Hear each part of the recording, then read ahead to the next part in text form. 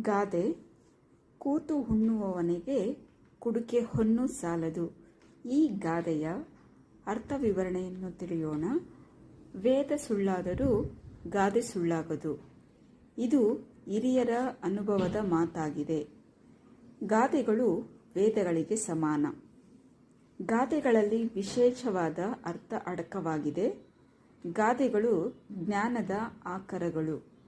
ನಾವು ಕಷ್ಟಪಟ್ಟು ದುಡಿದು ಜೀವನ ನಡೆಸಬೇಕು, ಸೋಮಾರಿತನದ ಜೀವನ ನಡೆಸಬಾರದು ಎಂಬುದೇ ಈ ಗಾದೆಯ ಅರ್ಥವಾಗಿದೆ. ನಮ್ಮಲ್ಲಿರುವ ಹಣವನ್ನು ರಕ್ಷಿಸಿಕೊಳ್ಳದೆ ನಾವು ಯಾವುದೇ ಕೆಲಸಗಳನ್ನು ಮಾಡದೆ ಇರುವ ಹಣವನ್ನು ಖರ್ಚು ಮಾಡುತ್ತಿದ್ದರೆ ಅದು ಖಾಲಿಯಾಗುತ್ತದೆ. ನಾವು ಕಷ್ಟಕ್ಕೆ ಸಿಲುಕುತ್ತೇವೆ.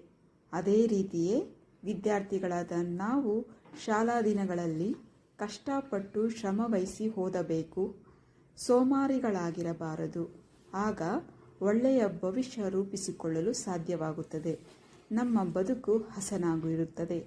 ನಾವು ಈ ಗಾದೆ ಮಾತಿನ ಅರ್ಥ ತಿಳಿದು ಅದರಂತೆ ನಡೆಯೋಣ.